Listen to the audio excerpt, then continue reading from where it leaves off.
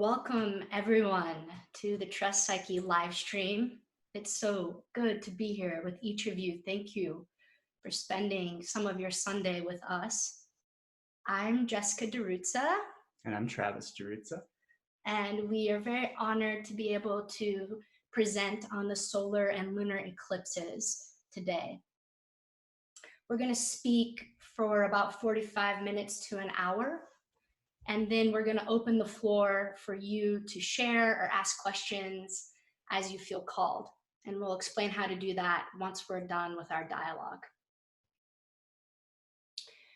Just briefly, Trust Psyche hosts these live streams on the first Sunday of every month at 2 p.m. Eastern Time, like right now. And we're very excited for next month to have our guest, Christina Hardy from Transpersonal Services, come and give a talk on the lunar nodes, Pluto, Mars, and the soul's evolutionary intent. Christina is a really amazing astrologer and is a unique blend of evolutionary astrology and archetypal astrology. There's Christina's beautiful face. And so you can catch that with us August 4th, 2019. And you sign up just like you did for this one at trustpsyche.com/livestream, or you can direct message us on any of our social media accounts and we'll make sure to add your email to the sign up. So let's begin our dialogue on the eclipses. So here we are. We're just almost a week out from the solar eclipse that just happened. And in less than 2 weeks, we'll be experiencing a lunar eclipse on the 16th. So the solar eclipse happened on July 2nd. And a solar eclipse always happens at a new moon. So when the sun and the moon are conjunct in the sky, the moon eclipses, moves in front of the sun. Whereas a lunar eclipse that's happening on July 16th is always at a full moon when the sun is opposite the moon and the Earth's shadow is cast over the moon and we eclipse the moon. So let's just take a quick look at these two positions. So we're going to show you the charts for July 2nd and July 16th so you can get a visual of this. All right, so here, that is current right now. And here's the solar eclipse that happened on the 2nd. And as you can see, the sun and the moon are conjunct here at 10 Cancer. And they're within 7 degrees of the nodal axis. So here's the north node at 17 degrees Cancer, the south node at 17 degrees Capricorn. And so whenever a new moon or a full moon happens within about 15 to 18 degrees of the nodal axis, we will experience an eclipse. This happens about 2 times every year. So we're going through these 2 eclipses now, and then we'll have the other end of the eclipses in December of 2019. So eclipses always happen together. You get a solar and a lunar eclipse, one right after the other. In this case, the solar eclipse came first, followed by the lunar eclipse. In rare occurrences, you can get 3 in a row, but you always get 2 in a row, and then they always happen twice a year. So we get approximately 4 eclipses every year. So they're a biannual event. And in this case, with the eclipses happening in Cancer and Capricorn, this means that if you have any planets in the signs of Cancer or Capricorn, or from the other 2 cardinal positions of Aries or Libra, that means that all 4 of these eclipses, the 2 right now in July and then the 2 in December, would be happening in specifically a relationship to those planets in your chart. And what we want to remember here is that eclipses accelerate consciousness. They amplify our psychic processes individually and collectively. So we're going to get more into the meaning of how we can understand eclipses generally and their archetypal themes, and then hone in on what does it mean for it to be in the signs of Cancer and Capricorn, and then more specifically, what does it mean that this cycle is happening on the Saturn-Pluto conjunction in Capricorn, and going into understanding this particular eclipse cycle within the larger cycle of this 3-year Saturn-Pluto conjunction. And then if we have time at the end, we might just also briefly consider the larger Metonic and Saros cycles of which this eclipse is a part. And these are cycles, eclipses that happen every 18 or 19 years and last much longer periods of time. So maybe we'll dip into that briefly at the end.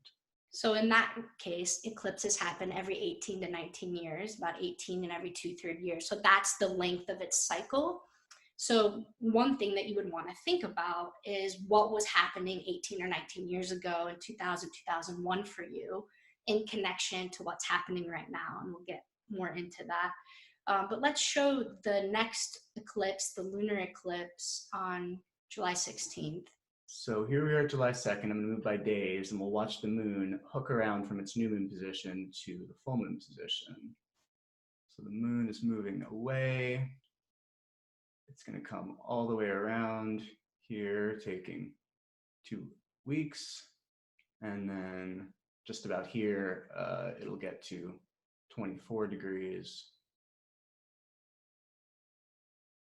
24 degrees of Cancer and Capricorn. So whereas the solar eclipse on July 2nd was at 10 degrees, this one is approximately 14 degrees later in the zodiac at 24 degrees.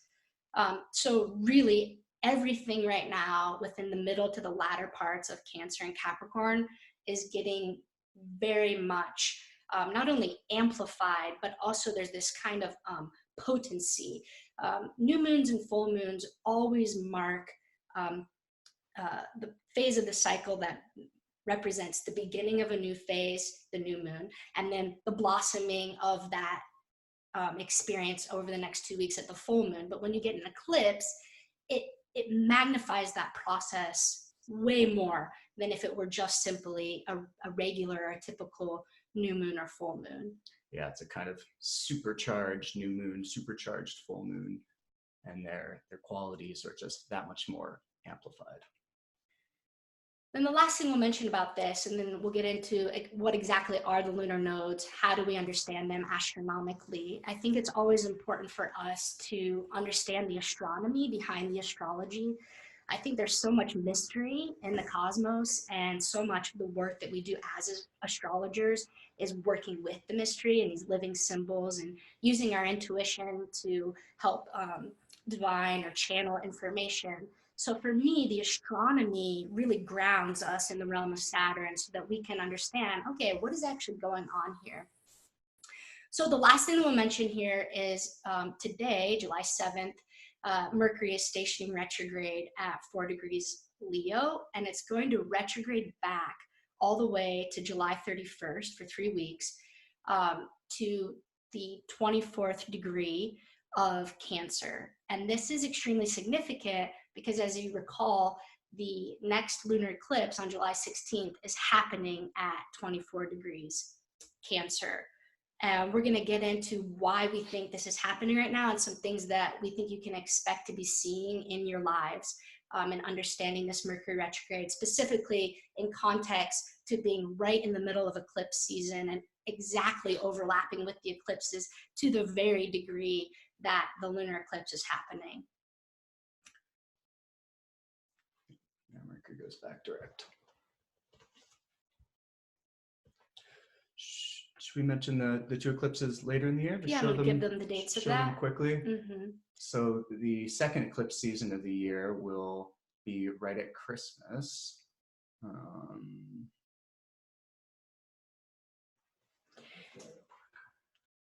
Part of what's interesting about this is Chris Brennan actually describes eclipses as bookends.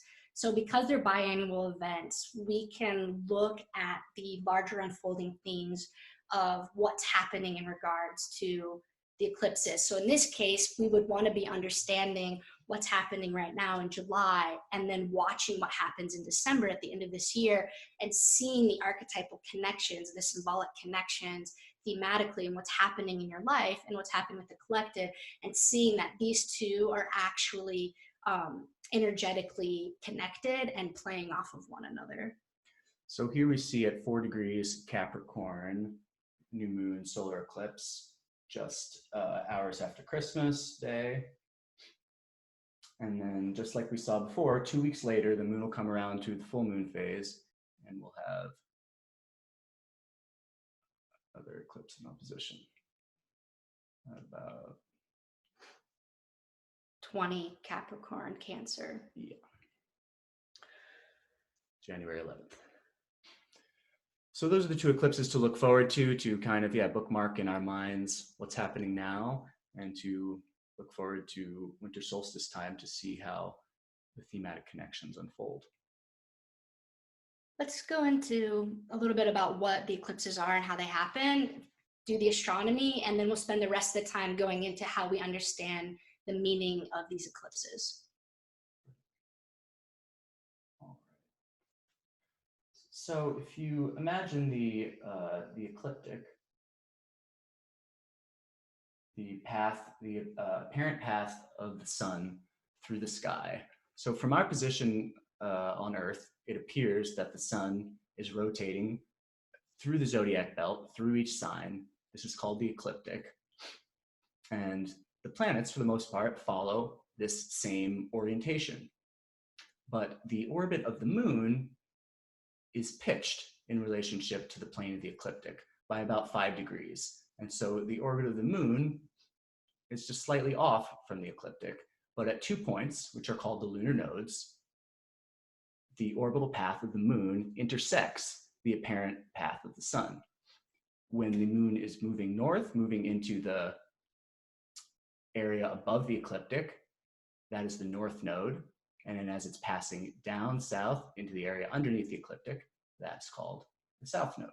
So we can use this visual of understanding the path of the plane of the sun and the ecliptic from the position here on Earth with the path of the moon. That when these two places intersect, we get an axis. It's a line, it's a straight line. That's why the north node and the south node are always the same degree as one another in your birth chart or in the world transits, because it's an opposition on 180 degree exact axis. And so at these moments, the Earth, the sun, and the moon are all lined up upon this axis. And this is what makes an eclipse possible. Now, if they weren't lined up, we'd get a situation like this, where the shadow that's coming off the Earth as the sun shines from the left won't cover the moon because the moon is pitched. But if they're intersecting right at the nodal axis, you'll get a situation, the moon will be inside that red shadow here, and you'll get a situation like this, where the sunlight coming off the sun is obscured by the Earth, and the moon passes through the inner part of that shadow. So that's why we only get eclipses at the nodes, because that's the only time when you get this straight line between all three bodies, and the moon isn't above or below the axis of the ecliptic. And so we can understand the astronomy in a way that lends itself to understanding the more metaphorical interpretations that we give astrologically. So for me, the physicality of the astronomy, or what some would call more of the science side of things, always lends itself in a poetic way, structurally, to us being able to talk about the meaning of that for us in more of our psychological life, our emotional life, our physical life, and our spiritual life. So as Travis was describing how the north node is when the moon is moving above the ecliptic, that's where we get the understanding of the dragon's head. So when we're talking about the north and south node, we're talking about a cosmic dragon. The north node, the dragon's head, Rahu, and the south node being the dragon's tail, Ketu. And so the north node, when we're moving above, represents our soul's evolutionary intent, right? It's what we're growing and evolving into to step into our highest potential this lifetime. It represents our dharma. It represents our destiny. It represents our future. But it really, in the deepest sense, represents our deepest intention of incarnating to this life and the themes that we're working on. And so we look at the placement of the north node in one's birth chart, and we see what sign is it in, what house is it in, and then what other planets might be an aspect to it to fill out more of the specifics of your own soul's evolutionary journey. Whereas the south node pertains more to our karma, what we bring into this life from past incarnations, both gifts and baggage, but certainly things that we've worked with and that we've gone through in past lives. And so these can be gifts in the sense that it's something we got really good at in a past life, but it can also be baggage in the sense that because it's so familiar and so secure, it can get in the way of us moving forward towards our destiny, towards our north node. And so this is how we kind of always read the nodes in relationship to one another. They're an axis because it represents where we came from and where we're going, and how the different energies of those two signs, those two houses, the planets there, are going to interact and combine with one another to create this forward trajectory that's the unfolding drama of our life, the evolution of our life's path. And I think that's why it's so important for us to always remember, as Travis is saying, that this is an axis. It's a relationship. We're never fully leaving the south node or fully moving into the north node. It's not about leaving behind our karma or leaving behind the past. You know, the south node in part does represent our unresolved traumas, our unresolved wounds from previous lives. But we also know that oftentimes it is from our suffering and our pain that we gain the most wisdom through our lived experience, right? Pain, as we all know, teaches us so much, and we grow oftentimes out of necessity in response to our pain and our suffering.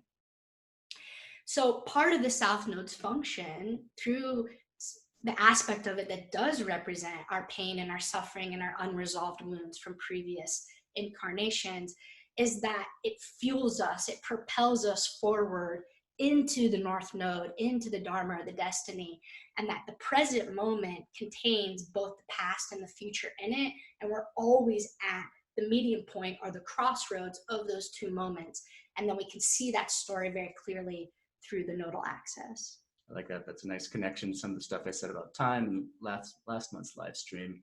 And the realm of the node, it really takes us into cosmic time, into the time of incarnations, and stretching way back and stretching way forward, and how the future is pulling us towards it in relationship to a past that we've lived. Maybe this would be a helpful moment for us to go into the specific themes of this particular solar and lunar eclipse, just so that we can ground some of this more general understanding of eclipses with our present moment. In terms of the signs or the... Yeah, in terms of the signs. Great. So these eclipses, as we saw, are happening in Cancer and Capricorn, on the Cancer-Capricorn axis. We're getting the solar eclipse in Cancer now, and then we're going to get the solar eclipse in Capricorn at Christmas time. And these are part of a larger series of Cancer-Capricorn eclipses that began back in the last Cancer one was in 2018. Let me share a little chart I have here. It was so funny last night. I was getting ready to go to bed, and it was 1 a.m, and I was like, what is Travis doing? He's been in his office for hours. And I go back in there, and he looks like a mad scientist, and he has this huge spreadsheet. And I'm like, what are you doing? He's like, I mapped out the eclipses going back to the 1800s, and then a longer one going back to 991 AD. I was like, you mapped out the eclipses going back to the 10th century? He's like, yeah, and then going forward to 2200. I was like, dude, you're an overachiever. I love how your mind works. You also made me feel highly unprepared for this talk. You got a good counterpoint. I'll come over prepared.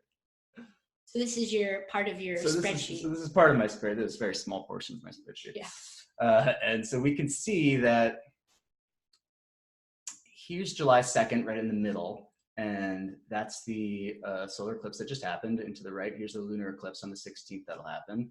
And then we see on the next line down, here's the solar eclipse at Christmas and the lunar eclipse just after. And this series will continue into 2020. We'll get another Cancer solar eclipse on June 21st, lunar Cancer Capricorn eclipse on July 4th, and then it'll start to pass out. The next solar eclipse will be in Sag. We'll get one more in Cap Cancer, December 2020. So that's going forward, and going back, we can see that it passed over from the Leo Aquarius family of eclipses to the first one was here January 2018. We had a Capricorn South Node solar eclipse. So this whole period from 2018 to 2020 is a family of Cancer Capricorn eclipses. So this is kind of the next biggest nesting that we can imagine these eclipses within. This is something I didn't realize until we prepared for this talk, which is that the eclipses always happen in these clusters, which makes sense if you stop and think about that. It's an 18 or 19-year cycle. There's 12 signs in the zodiac. So the axis approximately stays in each relationship for about a year and a half. And so we can see these clusters of these eclipses happening in the signs that goes for about a year and a half time period every single time. Yeah, so not only are the present eclipses related to the ones happening 6 months from now, but to this whole series that will extend through 2020 and which began in 2018. And so the way that I read that astrologically is that there's essentially a clustering of karma that we're dealing with having to do with Capricorn Cancer during this year and a half. And the reason why we give the dates isn't so much to fixate on the dates, but we locate ourselves within space-time by mapping these planetary cycles, and we are striving to locate ourselves in our story, right? There's an unfolding story that each of us have in our individual lives, and we can see our development. We can see the ways that we're progressing or not progressing through looking at the planetary movements. And in this case, when we're focusing on the nodes, we can start to tell a certain story and locate ourselves within our development by understanding these year-and-a-half cluster cycles. Just one thing it reminded me of is, when you're growing up and you get measured up against the wall. My grandfather used to do that to us every year. And it's like you get a visual of your growth. I feel like if we could psychically map out what has happened and the events of our lives, both inwardly and outwardly, it would look similar to that growth chart. You would be able to see that growth chart is mapping a very, mathematical linear growth process. But the same thing is true astrologically when we're looking at the meaning of this time period for us in our psycho-spiritual development. And I think it's a very fitting example that you bring up because it's a familial one. And I think that this Cancer Capricorn axis, at least in part, has to do with a certain relationship between family and the inward life on the Cancer side and the public life, the outward life, and stepping into society, and the relationship between those two things. Yeah, so generally speaking, there's a lot of themes right now focused on the parent-child relationship. Cancer has everything to do with domestic life. It has to do with the home. It has to do with family. It has to do with our lineage. It has to do with our ancestral lineage, our karmic lineage, and it has to do with, in general, the past, where we come from, particularly our family of origin, our early childhood experiences. And then as we grow into adults, the family and the home that we create, whatever version that might look like for you, that has everything to do with the sign of Cancer. I'm just getting a kind of a tangential hit right now about Cancer Capricorn in the context of the current migrant crisis with these camps at the border. It's so much an issue of children and a family, but it's being thrust into the public realm and how we're existing in society and how society takes care or doesn't take care of families. And of course, it's shot through with Saturn-Pluto themes as well. But I'm just noticing this Cancer Capricorn side of it. The aspect of Capricorn that has to do with government, that has to do with law and policy, but that also has to do with the borders. Saturn is literally the borders. It's the container. And what we do at those borders and how we negotiate border crossings has a lot to do with Saturn, which rules Capricorn. Capricorn has a lot to do with the sense of governance. And in this example of what's happening at our US borders right now is exactly this theme of the Capricorn Cancer axis coming forward and being highlighted. And this is what eclipses do. They don't just accelerate and amplify consciousness. They highlight and they illuminate by unveiling. So they take away the veil of what's happening in our lives so that we can see more clearly.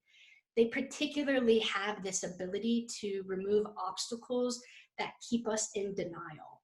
Anything where we're in denial or we're in ignorance, where we're not seeing ourselves or others or the world clearly, which we all do through our conditioning, the eclipses remove those veils and remove the denial by bringing forward this kind of rushing potency, the past.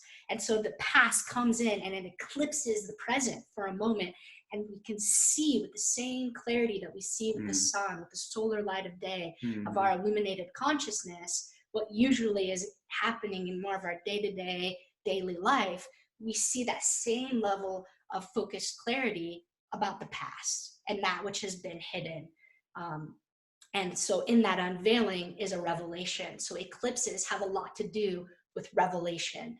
They reveal the truths that have always been there, but that maybe we just weren't quite ready to see. Yeah, we definitely feel that coming to the surface here. And for me, it brings out, I think this is a really potent time because we're getting several of these astrological alignments that kind of piggyback one another. That eclipses are already a kind of unveiling, but that next to the contraction of the Saturn-Pluto and it sort of bringing poisons to the surface, as well as just this general dynamic of the way that the south node moving towards the north node is a threshold, is an unfolding, is a sort of incarnational unveiling. I think we're getting several of these archetypal energies that have similar themes and create a kind of composite that is really blowing open right now. I want to go into some of the Saturn-Pluto themes that you mentioned that we can see, for example, what's happening with immigration at the borders and these concentration camps. But before I do that, I think it would be helpful for us to go a little bit more into the personal themes of the Cancer Capricorn axis, and then bring in what's the significance of this happening at the Saturn-Pluto conjunction. I think things that people are seeing in their personal lives right now is a pretty big reckoning around family.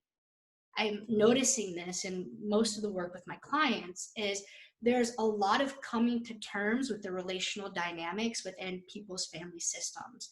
There's a real looking at the different roles that have been ascribed to the different members of the family and taking a look at whether those are working or if they've actually been outgrown and they're limiting the growth of both the individuals in the system of the family, but the family as a whole.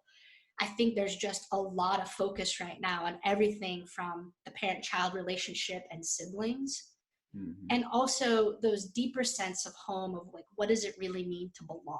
And I think what happens is in part of the kind of the poison being sucked to the surface is we can be confronted with ways that we feel wholly unseen by our family or wholly unseen by our community, or ways that we feel a lack of belonging and a profound sense of loneliness and isolation, which definitely can be an aspect of Capricorn. There is something that can be quite isolating and lonely about that energy when it feels separate and removed, which is some of the shadow sides of Saturn. There's a negation of connection, and Cancer and the moon is all about connection, family, home, belonging, the nervous system, feeling safe and relaxed and connected, receiving love, receiving nurturance. And so I think these themes are really present right now. And if there are ways that you feel disconnected from your family or disconnected from your communities that you belong in, I think it gets really highlighted right now. And there's an unveiling of the truth of what that very lived emotional experience is like for you. Yeah, I think one of the challenges that this Cancer Capricorn axis is presenting is kind of inquiring into the structures, the Saturnian structures that allow you to feel emotionally safe, and allow you to feel like you belong. And I think it's challenging us to reevaluate any of those systems which no longer serve, which are no longer serving their purpose of making you feel safe and contained. And maybe there's a reevaluation or a restructuring of family system that has to happen in order for those lunar needs to really get met. If we look at the rulerships of Cancer Capricorn as the moon Saturn that you're bringing in, Saturn wants to bring maturation to whatever it touches. So the deeper impulse here is to mature the family system and to mature the roles within the family system, to bring hopefully greater clarity and connection between siblings, between parents and children, or between multiple generations. And again, it's our family of origin, the family that we've created, and our chosen family, our communities, that this is all applying to right now. I think there's something too. Did you want to say something? I think there's something too about this solar eclipse on July 2nd, where that new moon energy is on the north node versus the south node. And this is a big difference in understanding the eclipse cycles.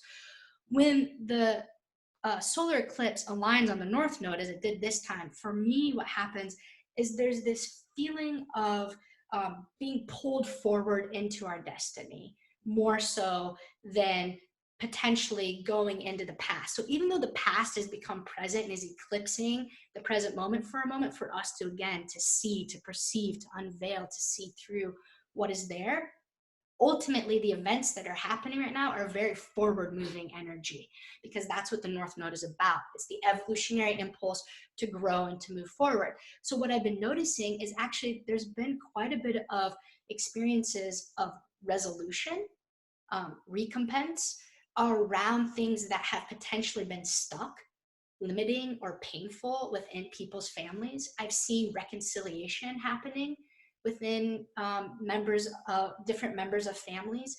I'm seeing people coming together with problems that have either been going on for months or years, and all of a sudden a feeling of coalescing. Not that the pain necessarily or the disappointment has been taken away, but that there's been a clarifying. And that's what the eclipses do. They ultimately clarify.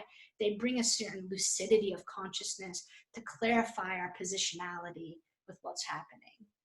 Yeah, and so it seems like this eclipse on the north node has revealed something of the past in service of that past moving forward, in service of it going in the north node direction.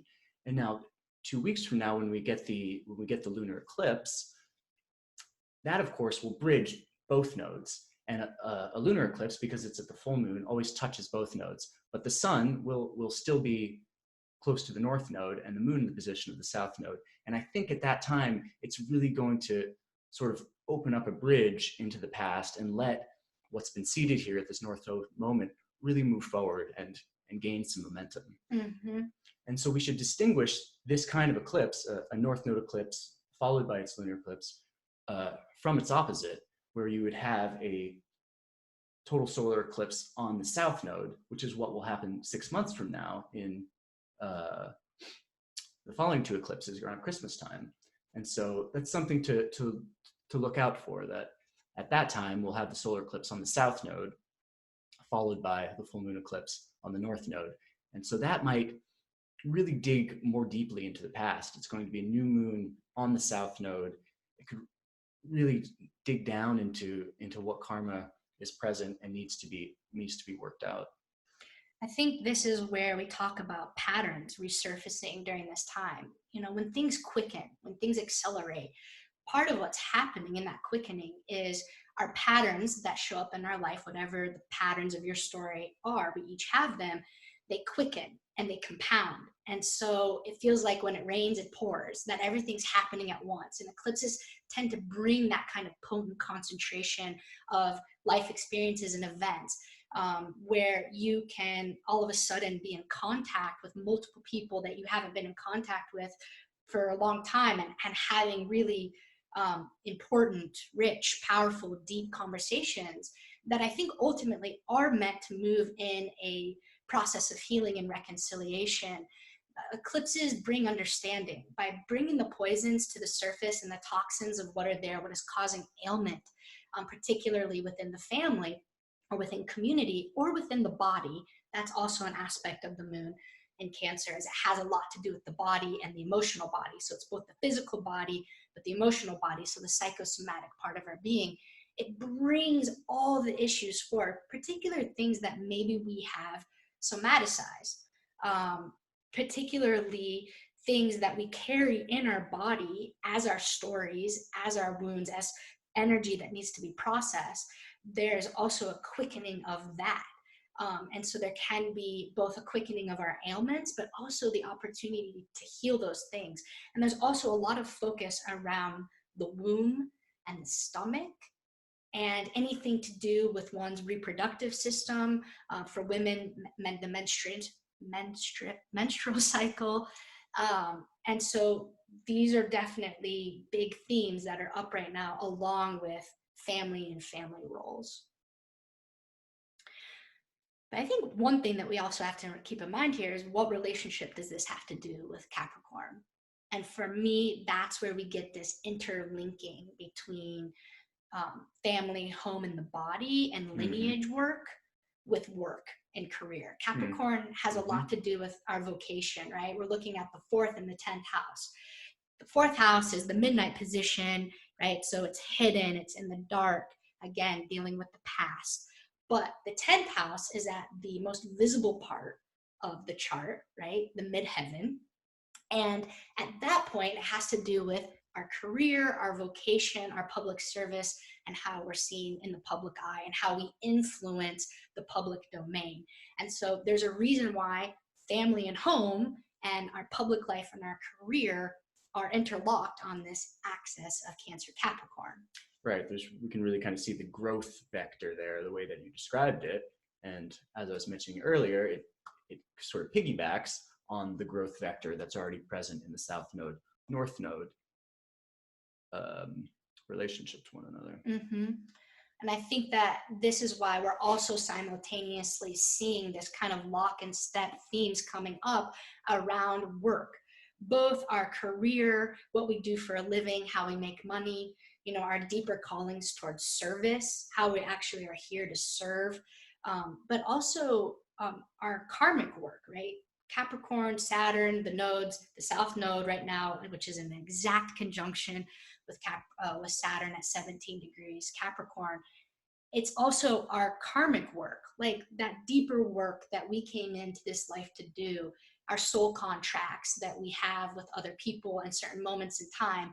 So this would be primary people in your life, your partner, your children, your parents, coworkers, people where there is a particular deep bond or a particular sense of connection or chemistry, where it's very clear that you're here in a relationship at this moment in time for a reason.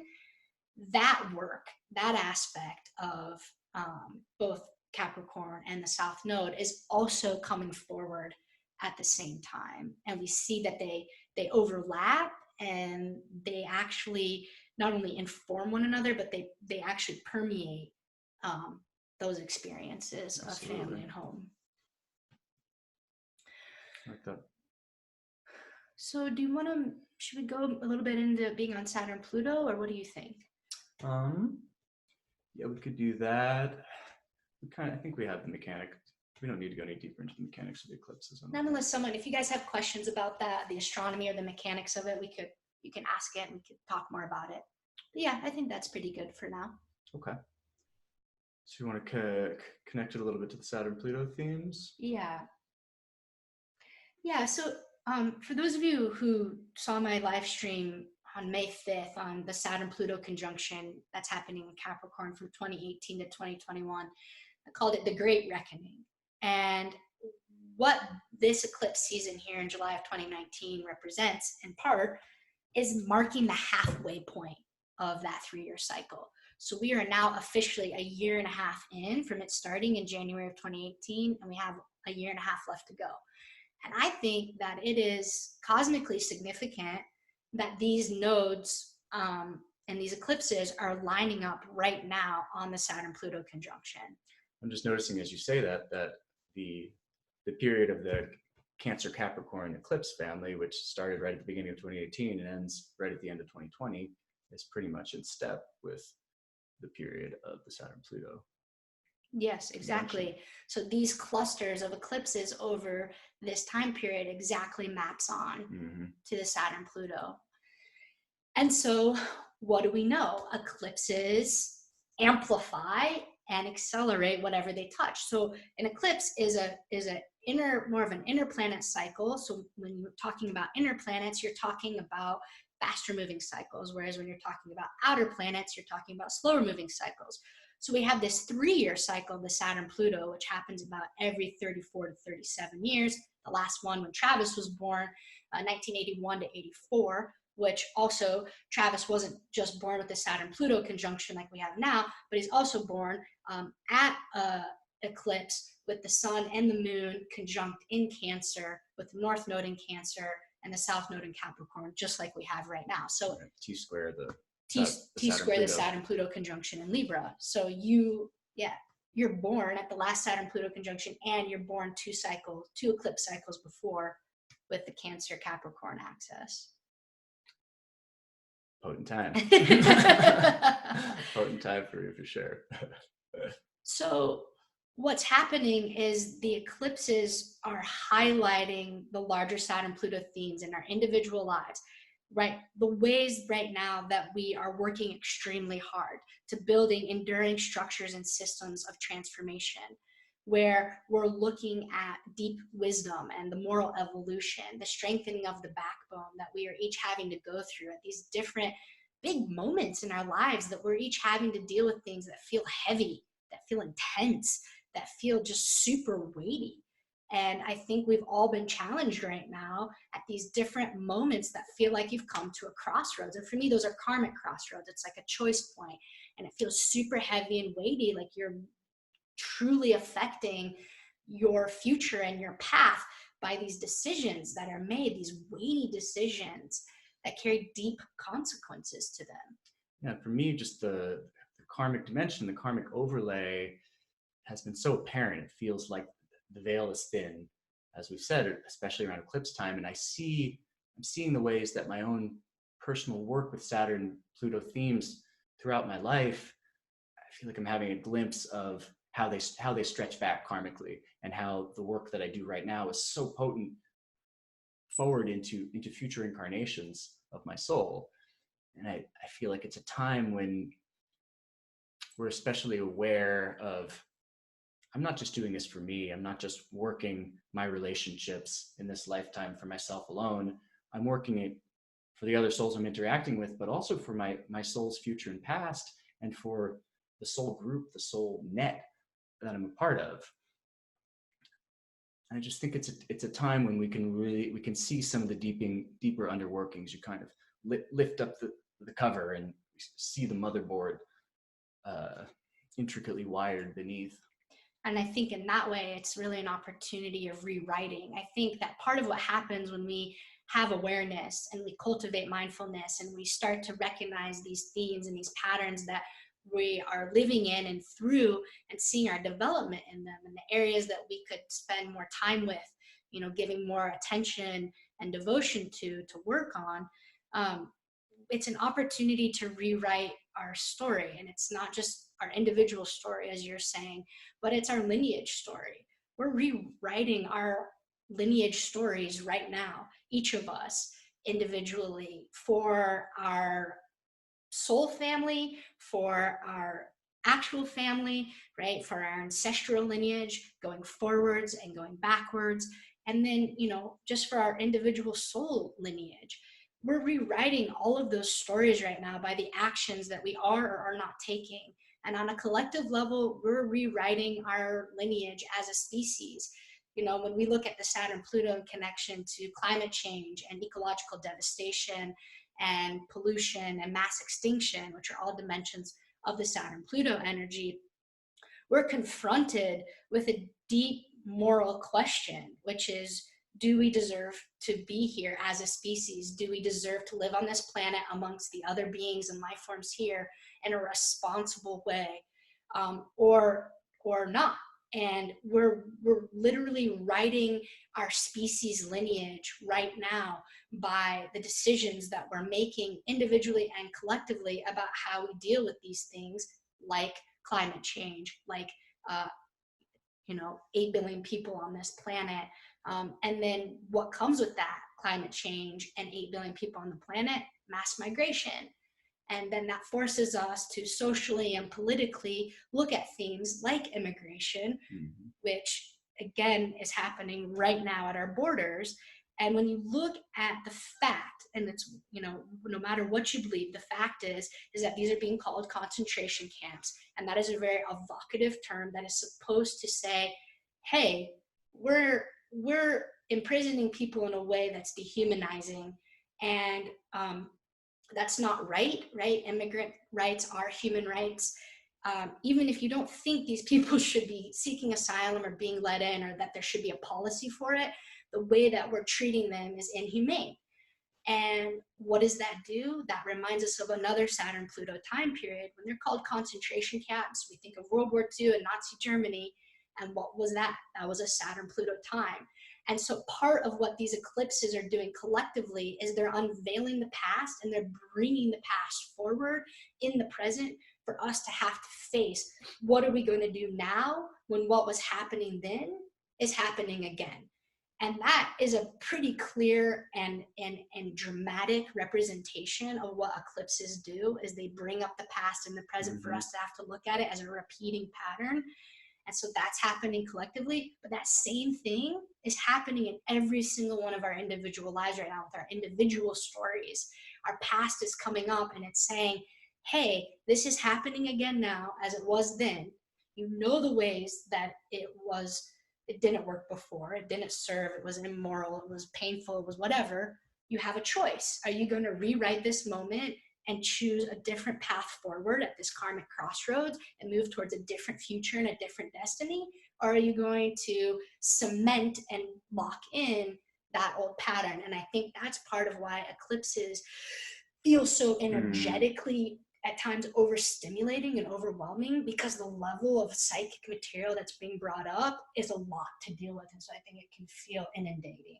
Yeah, it's almost like they open a portal or a hole that just pierces back into the past to some climax moment, like Nazi Germany, and it suddenly it feels almost like it's present again. And I think that this sort of asynchronous time, this way that we feel the past and the present, I mean, it's in a way it's the cornerstone of all astrology, but I feel like it's especially poignant at eclipse moments in these cyclic ways you're speaking of. We can also look at the themes around women's rights and abortion rights as playing out as part of this both Cancer Capricorn theme of dealing with the womb, of dealing with the reproductive rights of women, but also that theme of governance and Saturn, and how does the government come in and control or not control women's rights to choice. And we see this coming back into the collective consciousness from another Saturn-Pluto time period.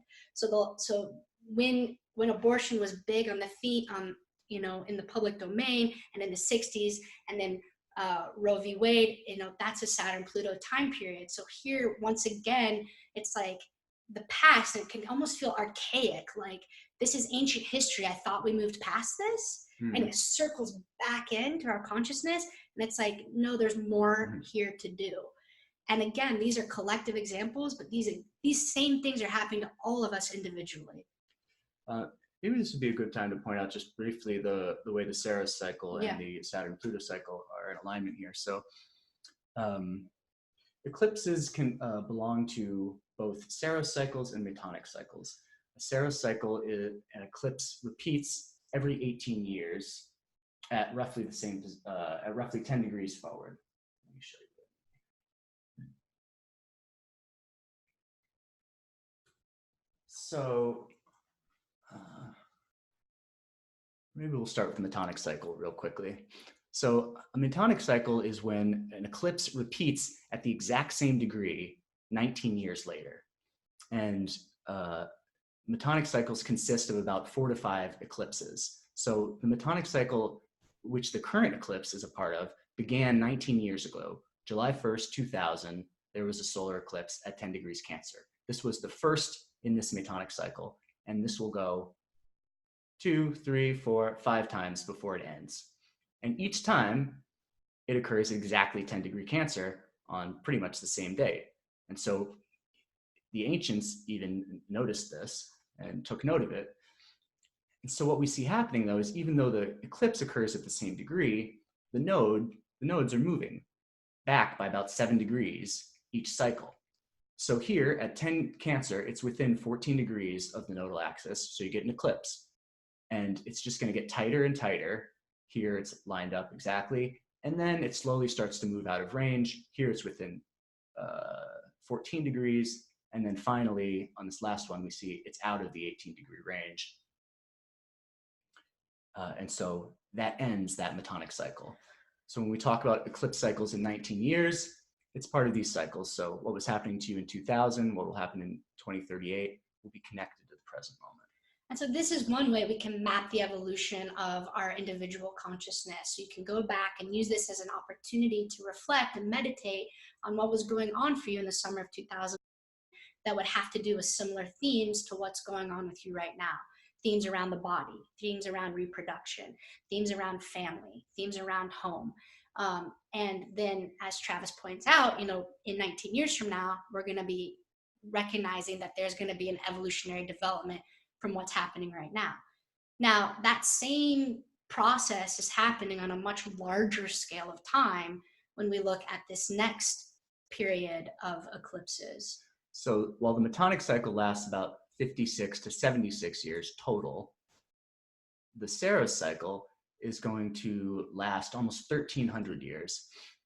And so the ancients noticed the Saros cycle because if we look here, for example, in 1983, there was a solar eclipse at 19 Gemini, followed 2 weeks later by the lunar eclipse at 3 Cancer Capricorn. And now 18 years later, there was another solar eclipse almost exactly in the same place that the previous lunar eclipse was. This is how the Saros cycle became apparent to the ancients. So again, we see that in the next cycle, the lunar and the solar eclipse, 18 years apart, are just 3 degrees off from one another. So you're getting a cycle where the solar eclipse occurs about 10 degrees forward in the zodiac each time. And it'll keep doing this, and the node stays pretty closely in step with it. It only moves about 2 degrees every 2 cycles, every 36 years. So here we see the whole series, this Saros series, which is Saros number 127, began in 991 AD. And you see here, the solar eclipse happened at 22 Libra, which is within 18 degrees of 6 Libra, where the nodal axis is. And now this 6 Libra, that is just going to very slowly catch up to where the solar eclipse is taking place over these 1,300 years. So you see by starting in 991, by 1983, it's caught up to where the solar eclipse is and has bypassed it. Or we saw in 1839, they were at the exact same place. And then finally, by the end of the series in 2452, it'll be 18 degrees ahead instead of 18 degrees behind. And that will end this Saros cycle. And so even the Babylonians knew about this. And so they were already thinking in 1,300, even 1,500 year chunks. Would certainly suggest that we weren't created 500 years ago or anything like that. I was telling Travis, geez, it would make us look a lot better as a human species if we were created 500 years ago, and then maybe we wouldn't look like such fucking assholes. But, neither here nor there. But I think in the same way that you can watch the development of a child, right? You look at the moment of conception to birth, and then the baby girl from infancy to toddlerdom to adolescence and adulthood. On an individual timeline scale of a life, we can look at that as well in these Saros cycles that are more 1,300, 1,500 years long. If we could zoom out historically, we could watch the growth and the development and the evolution of us as a human race, as a human species, the same way we can do that individually with a child. So we're just looking at different scales of time, and different scales of time give us different pieces of the story. They give us different pieces of information. So when we track, for example, the movement of the moon each month, that gives us a particular nested part of the story. We're looking at the changes emotionally day to day. But when we zoom out and we start to look at the relationship of the nodes, we're starting to look more at a period of, okay, what's happening over this year and a half, and then what's happening over this 19-year cycle. And when we look at the Saturn-Pluto cycle, we can keep zooming out, and each time we open the aperture, we get new pieces of the story coming through. And so this is what we're constantly doing as astrologers, is we're reflecting on certain aspects of a living, holistic system to gain insight and awareness about certain pieces of what's unfolding for us.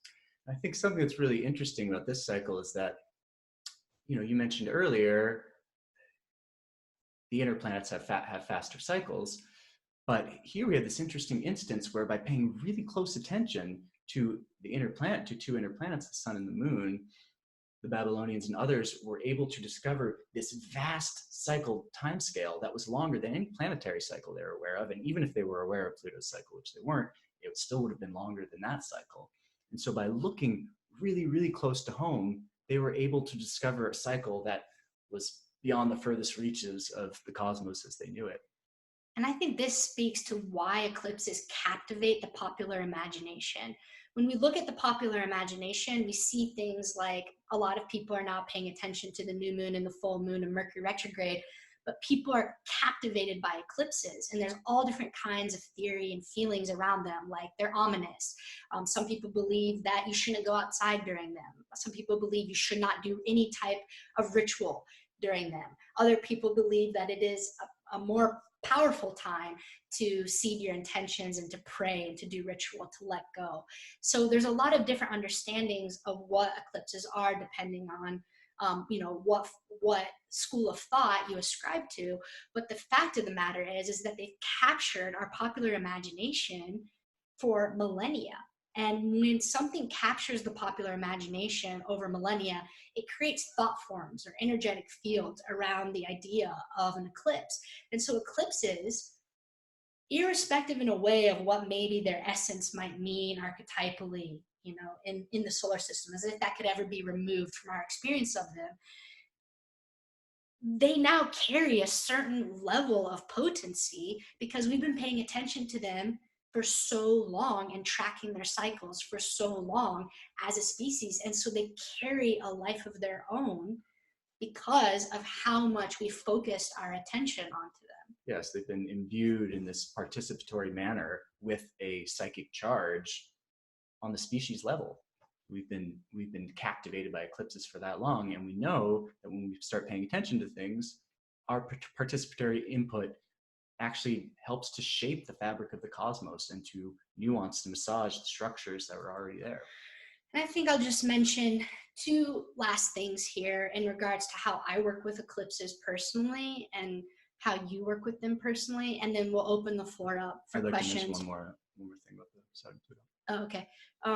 I just wanted to connect this also to the Mercury retrograde piece. Is oftentimes people will get scared when they hear an eclipse is coming. The number one question I get is this going to be bad? Do I need to be worried? Is this cause for concern? And I think my answer to that, for some people, might be dissatisfying, but for others, hopefully relieving. The truth of the matter is that eclipses unveil what is there, what's always been there. So what gets revealed, particularly during this two-week portal from July 2nd to July 16th and the surrounding events, it's neither good or bad. It's an opportunity to truly be with the depth of the subtext and the underlying structures that are already present and informing and shaping your lives. And if we've been doing our Saturn-Pluto work over the last year and a half, if we've been putting in the time and the effort and the energy to restructure our lives, to build a sound infrastructure, to build a sound home, to build a sound job, if we've been investing our resources in that way, methodically, grounded, then this is an amazing accelerator of consciousness to continue to build that strong foundation under you, to truly build the structures and systems in your home life and your work life to genuinely support you, to meet your needs, to give you a sense of security. If that hasn't been happening, if there's been turning a blind eye, if there's been denial, if there's been a lot of repression, then the opposite thing tends to happen. The quickening of our experiences tend to create experiences of crisis and contraction where there's a collapsing of the structures and systems in our life. And we then are forced to have to deal with that. And again, it's neither good or bad. It just is what it is.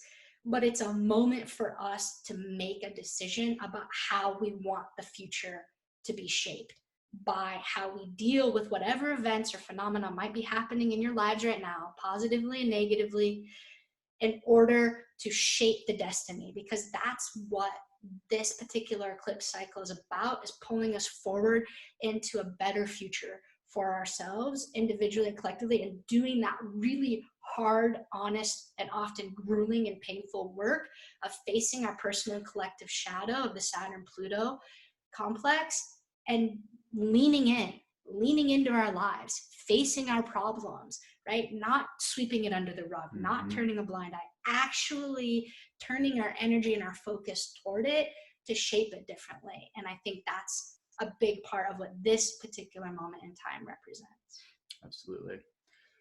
One last astronomical point to just emphasize what you're saying in the larger context of the struggle over decades and millennia.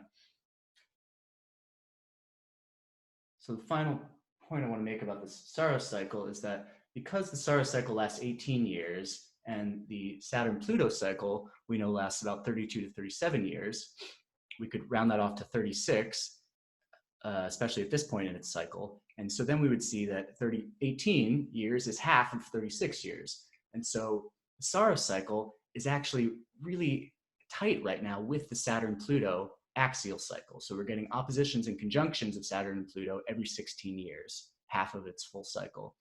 And so we see here in 1929, the Saros cycle linked up exactly with the Saturn-Pluto cycle. And because they're just about the same length, we see that that continues. 1947, conjunction of Saturn and Pluto with the eclipse, opposition in 65, 83. It stays tight through 37, and then it starts to get out of phase. So this is a large period where the Saros cycle of eclipses is exactly lined up with the Saturn-Pluto cycle. And if we zoom in just a little bit closer, we see that on 65, there was a solar eclipse, there was a Saturn-Pluto opposition, and that opposition was exactly in a grand cross with the nodes. Now, under the current Saturn-Pluto conjunction, it is conjunct the nodes. So I think we can really make a connection between this moment in 65, where Saturn-Pluto was already aligned with the Saros, but was even more than that in a grand cross with the nodes, and our present moment, where Saturn-Pluto is conjunct those nodes. I think there's a connection back to 65 there. And of course, we know that 65 was an extremely potent time. It was when we got into the Vietnam War. It's when MLK led the march in Selma, Alabama. Additionally, so I just want to mention the solidarity of this larger struggle that's been happening since 65. What a time it was for race rights, for women's rights across the board, and that we're seeing a resurgence of these Saturn-Pluto issues, and just all the more accented by it being connected in this eclipse cycle as well. I also just mentioned in passing, on June 1st, the day after the May 30th, 1965 eclipse, was when they discovered the cosmic background radiation that was the first real hard evidence of the Big Bang. And so even the struggle that dates back to the beginning of time is somehow tied in here with this titanic moving forward, trying to face our evolutionary needs and our need to grow and move forward, to try to face that square on. That's a cool connection. Huh. Yeah, our deep past being revealed, our ancient history as a universe. That's interesting. Yeah, and I think that definitely is a big theme right now, is like the way that our ancient past is coming forward, things that have been hidden that need to be looked at in order for us to move forward. And I think this is what the nodal axis of our karma dharma represents, and why those two things are always connected. We'll end with this, which is Mercury stationing retrograde tonight, July 7th, for 3 weeks. I mentioned before, it's at 4 degrees Leo, going back to 24 Cancer. So the lunar eclipse on July 16th will happen at 24 Cancer, Capricorn. So I think this particular Mercury retrograde, as we know, a time of reviewing and revisioning, reforming, remodeling our ideas and understanding around what it is that we're doing here right now, because it's it's a time period of us of reflecting how we've been doing over the past year and a half with work and family, and what do we need to do in this pivotal moment right now to see, to let go and to seed the next year and a half of the remaining Saturn-Pluto cycle. This Mercury retrograde is specifically about focusing on understanding this past year and a half, where you're at with that work of Saturn-Pluto, and then what you need to do to move forward over the next year and a half. And I think it's a really favorable time to think closely about your career. Is it sustainable? Does it support you financially, emotionally, socially? These are all Capricorn themes. Do you feel nurtured? Do you feel belonging? How are you with your body? All of these themes are coming up right now, and it's a time period over these next 3 weeks for us to be honest, to take the time to slow down and reflect, as Mercury retrograde asks us to do, around those themes of family, home, body, and work, and ask ourselves, is this serving me? Is this working? Is this sustainable? Do I want to bring these behaviors and these thoughts and these patterns forward? And what specifically do I need to work on over the next year and a half of the remaining Saturn-Pluto cycle? So should we open it up? Yeah, let's open it up to questions, comments. Just ask that you center yourself and try to keep it to a minute or so, and we'd love to hear from you. Yeah, so you can use the raised hand feature. Travis, can I have the water down there? Do you want to explain the raised hand feature? You're better at it than me. Sure. So if you go to the center bottom of your screen, there should be a button that says Participants. If you click that button, it will bring up the Participants window. And then if you look at the bottom of that window that pops up, there should be a button that says Raise Hand, or else a menu that says More that'll have Raise Hand under it. And if that doesn't work for you, flail your arms like crazy and we'll try to notice. Okay, let's see. We've got Bill here. Let's hear from Bill. Go ahead, Bill. You're unmuted. Hi, Travis. Hey. Hi, Bill. Jessica. Hi, Bill.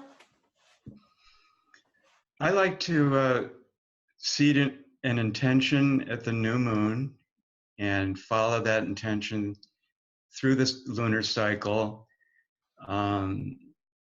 paying special attention at the waxing square, where that plant is shooting up and building structures, and then the blossoming full moon, and then the waxing square as a period of integrating the intention and looking forward to the next cycle. And one of the ways I think of eclipses as being different from a normal moon cycle, as far as its potency is concerned, is that I think of that intention as not just sticking to the one lunar cycle like on a regular new moon, but actually going for the whole 6 months till the next pair of eclipses come. So it's kind of a super intention. And I just wondered if you had any thoughts about that. Thanks, Bill. Thanks, Bill. Do you want to say anything? Sure.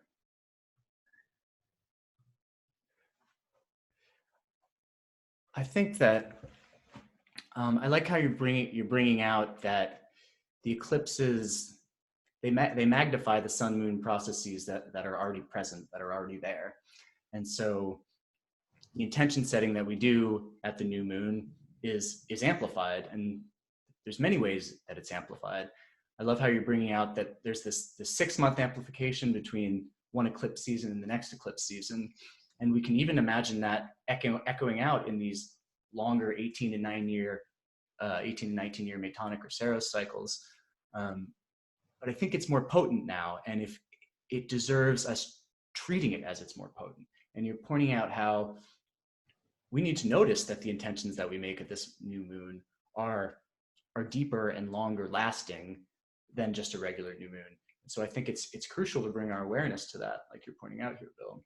I think that's beautiful. I mean, as co-creators with the divine and our reality, there are certain moments when we're more powerful and the atmosphere is more powerful for certain things to take place. I mean, that's what we're doing as astrologers, we're trying to understand the quality of the moment in time that we're in to best align ourselves to participate with it in a way that gives us a greater sense of connection and being in a real dialogue, a dance with the universe. And one way that we do that is through prayer.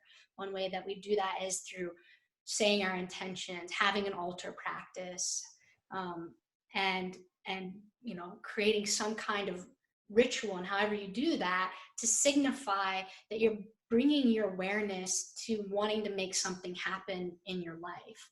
And in certain traditions, you can use certain practices to amplify that prayer and that ritual. And I think that eclipses are a natural phenomena of the cosmos to amplify whatever it is that we're doing right now. And that's why it's important to look at what we're doing right now, because it is amplified, it is more potent. And that includes everything, the positives and the negatives, the gifts and the challenges. And I think that's a beautiful way to put it. That's like a deeper, longer game of intention setting than our typical new moon cycle. We're looking at a larger scale of time, a longer timeline. And therefore, we're looking at greater consequences for those intentions that are set. I'm just saying two things about that. You know, I think that for me, when I set an intention of something that I want to have happen in my life, or that I want from life, I set that intention, and then I think that oftentimes what we don't realize is all the events that then get brought up after we set that intention that might in some way be challenging or difficult for us is the response to the invocation of that intention setting, which is at a new moon, when we plant the seeds for what we want to grow in our garden, we must first clear away the weeds that clog the soil and block the seeds from growing strong and getting the water that they need. So after we set the intention, there's usually the presentation of different challenges and obstacles to us that we need to weed out of our garden to actualize, to grow and cultivate the seeds that we planted. It's not enough just to plant it. Then we have to do the Saturn work of tending the garden and clearing out the old debris to make room for what's new. And then lastly, I think the other part of setting the intention and doing the ritual is listening, deep listening.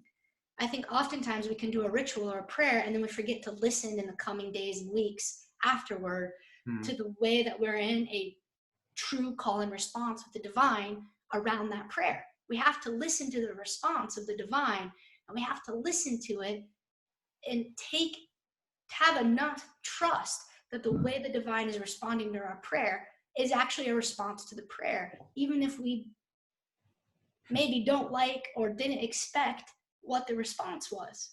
To trust that the divine and our higher selves actually understands more clearly what needs to happen than our egoic self.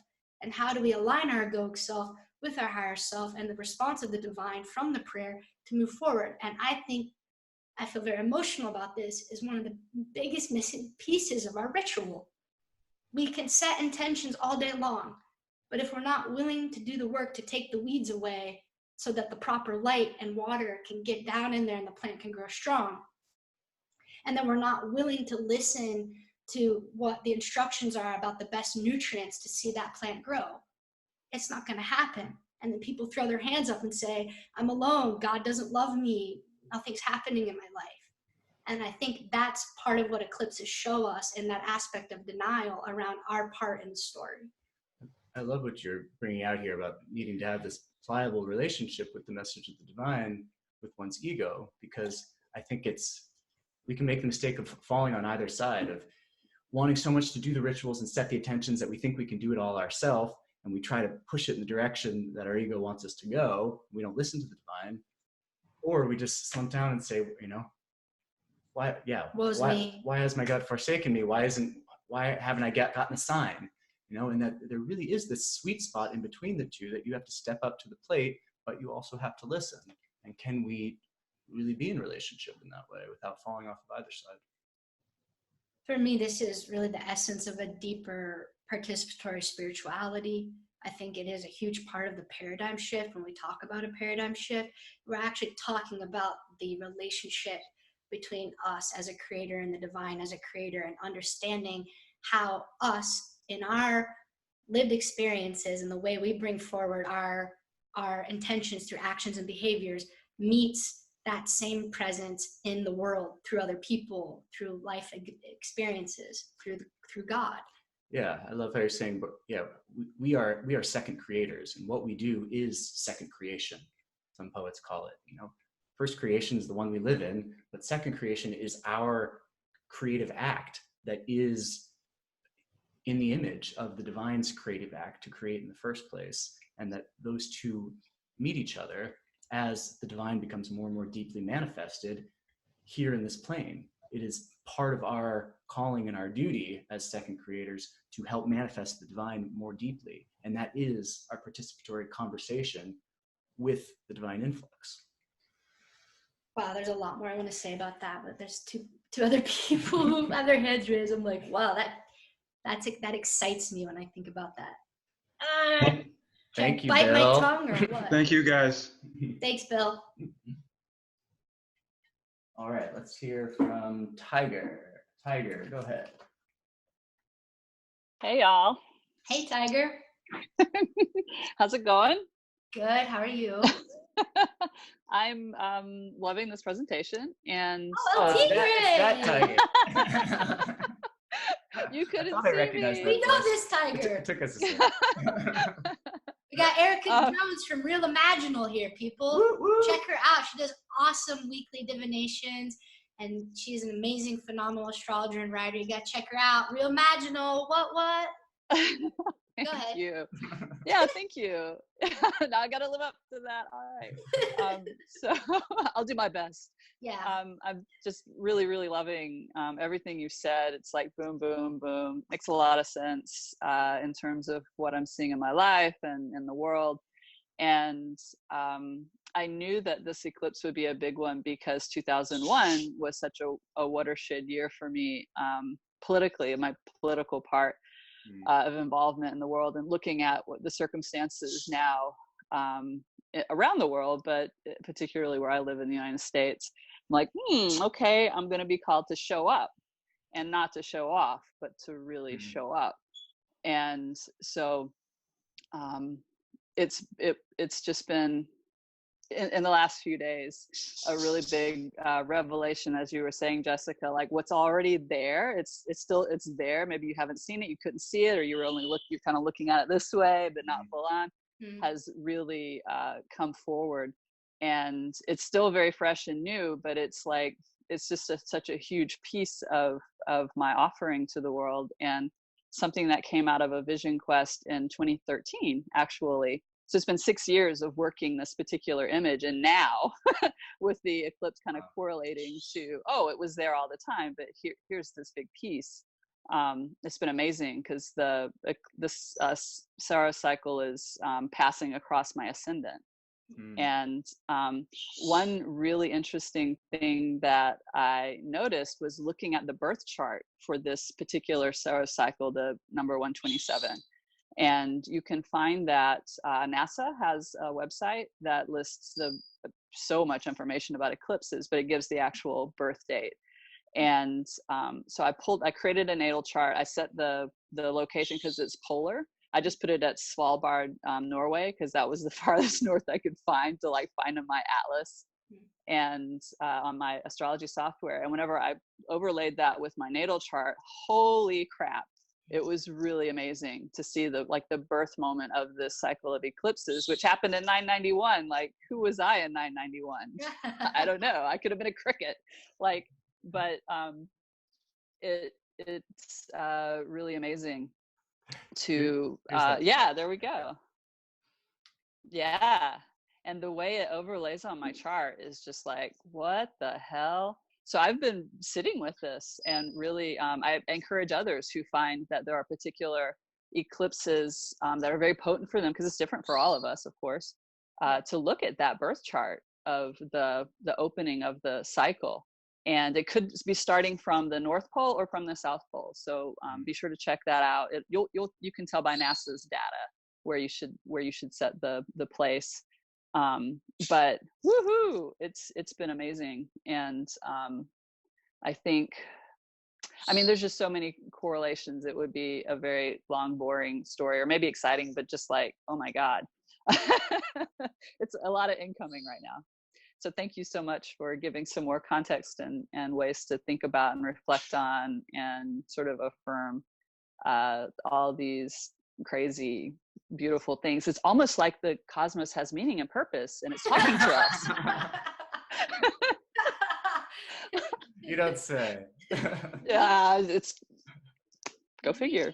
Purpose and can communicate, and what do you know? It actually does know how to speak if you can learn to read the symbols and the signs, and we can talk back. Yeah, we can talk, have a conversation. Talk. What do you know?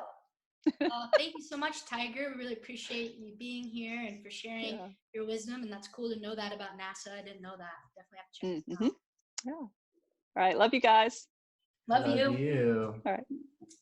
Would anybody else like to share? I'll just say real quick. Just speaking to that birth chart, I looked at it briefly, and it's nice. The solar eclipse happened opposite Jupiter, so I feel like that's something at least to reflect on, that Jupiter was part of the originating mother chart of this series back in 991. So we can read that chart kind of as the birth chart of this whole series. And Jupiter's playing a role in there somehow. Let me know your reflections. So let's hear from, oh, we had another hand. Oh yeah, there was another hand, but it went down. Would anyone else like to share? We have a little bit of time left here together. So if anyone else wants to ask a question or share, if not, there was one written question we can do, but I want to see if any of you here present live want to say or ask anything.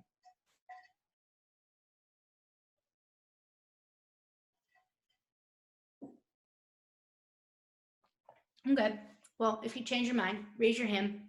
So, Aaron asked a question, wrote in a question yesterday, and was wondering how we would interpret an eclipse for a personal transit lining up with someone's birth chart. Like, how would you go about calculating that and reading it? There's many different ways to do it, but the system that I use is I just use the person's natal chart as the base, and then line up the exactitude of the eclipse as you would like a personal transit, with the outer wheel being the moment of the eclipse. And in regards to July 2nd, I would look and see, okay, is this 10 degrees of Cancer directly lining up with the person's natal chart? And if it is in a way that's striking, like it's on their ascendant, it's conjunct any of their planets, if it's somehow making a larger aspect pattern, like a grand cross or a kite, then I would pretty much count on that this eclipse is going to be big for that person. As Erica was just saying, we don't all experience all the eclipses with the same level of potency. And I think a lot of that has to do with how it lines up for you in your own chart. And so if you see something like it's conjunct someone's ascendant, it would definitely be worth spending time on talking about them with it and treating it in this way that's like an activation point that's going to catalyze life events for them.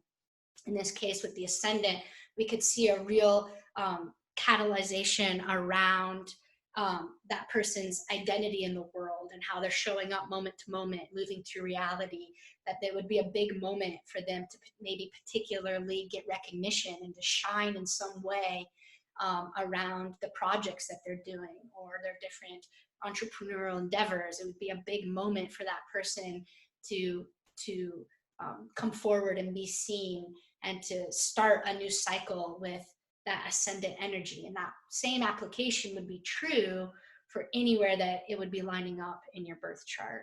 So that's part of the way that I would read that on a personal transit level. and also questioning and asking the person what was going on for you in 2000, 2001, and having them reflect on the last cycle and see if they can make any thematic correlations. Because that's what's going to be most interesting, is if you can help them connect the dots with their own story. As astrologers, we're constantly trying to help people see their own narrative. We need help to see our story. We need an outside perspective. And sometimes we need someone to help us connect those dots. So when you hear someone's story, you're listening to see what were they dealing with then, and how might that connect with now, and then helping tell that story back to that person so that they can maybe have some kind of greater awareness or insight around why what's happening in their life right now is happening, and then therefore help them align with the best potential outcome that they could have given the context of what they're dealing with. Yeah, I'll just give a real quick, simple example from my own life. We look back this Metonic cycle back to 2000. It was right when I graduated from high school. I had my first summer job. I had to wear a tie and work in a cubicle. And I decided that if I had my druthers, I wasn't going to do that anymore. But it was a moment where I was looking forward, leaving high school, getting ready to go to college. And it was a moment of a big life shift and me evaluating my choices, my options, my directions. Here, 19 years later, I'm nearing the end of my PhD, about to take another kind of big life transition, step into post-student life, family life. And so I can see the connection between these big chapter bookends, which eclipses are often associated with anyway. But I can see the big life transitions happening at both those moments. That would be interesting to talk to my astrologer about. And I think it's also helpful, for us to really recognize the role of needing to share our experiences with other people who are safe and trusted, so that we can make connections that we haven't made before. When we make connections, there's a great beauty and a great pain in doing that, and seeing patterns repeat, and seeing how things are connected to 18 years ago. It's beautiful to see that connection, and sometimes it's painful to see that.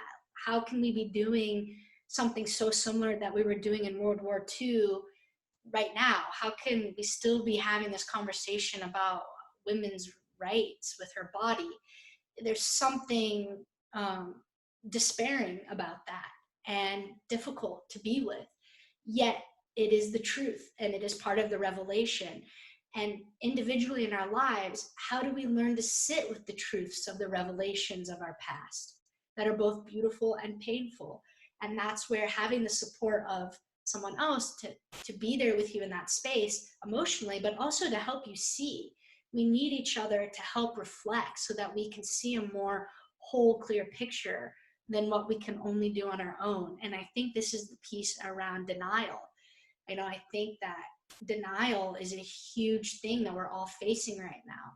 And denial is an amazing tool that we have to take care of ourselves and protect ourselves until we're ready to look at something. But there's also a point where denial becomes extremely toxic. And the problem with denial is we usually don't know we're in it, right? It's not like we're doing it on purpose, intentionally.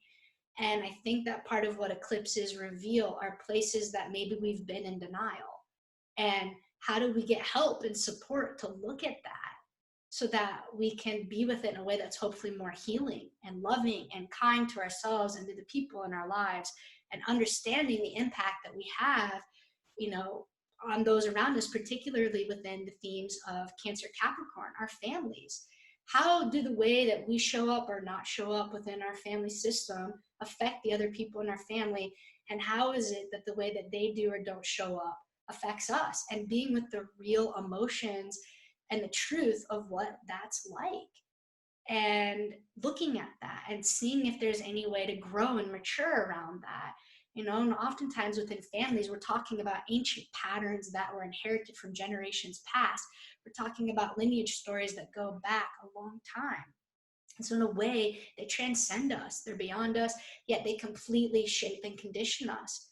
And how do we sit with that? How do we have conversations about that together? And I think that's what these eclipses help us look at, are the lineages that we're a part of, and then the responsibility and power, Saturn-Pluto, that we have to be with those stories in potentially a new way, to rewrite them, not only for our ancestors who have come, but for those who are going to come after us. Well, that is all that I have to say. Do you want to say anything else as we say goodbye to everybody? That was just great. Thank you all so much for tuning in. Can we see them? Yes. Join us next month, August 4th, for Christina Hardy's talk. It's so great to see all your faces. It's such an honor to be here with you. Thank you so much. I would always love to hear from you. So if you want to write to us, to share your experience, if you want to ask questions, if you felt like you needed more time to formulate them or you're feeling a little shy, you can always reach out to us and we'll be happy to address them the next time we meet. Thank you so much, beautiful beings. All blessings, all prayers, such strength and light to each of you in this time. We believe in you. We believe in us. Go team. We're going to leave you with a little song by our friend Brendan Smith, a wedding song about the conjunctio between the sun and the moon. Please enjoy.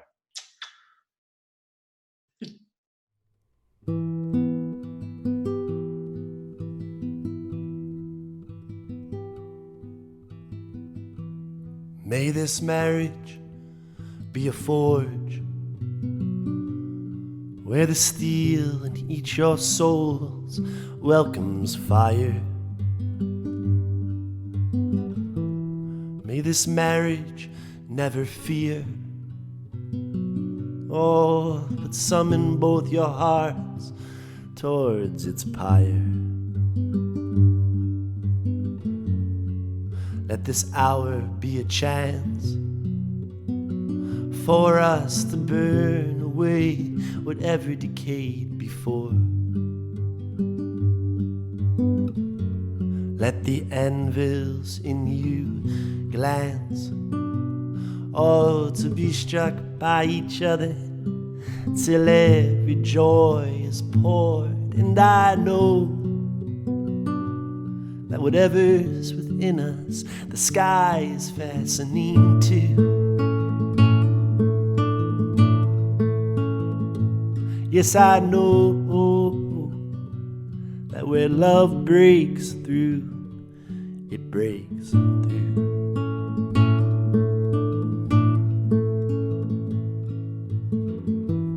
May this marriage surrender to strength, and down unknown rivers lead you to rejoice. Get it lead you without trace into your deepest freedom's choice. Let this hour remind the tides, oh, that no time exists upon love's shores, that in love's hourglass's eyes not a single grain of sand has ever fallen through its core. And I know that whatever's within us, the fire's fastening to. Yes, I know that where life breaks through, oh, it breaks through.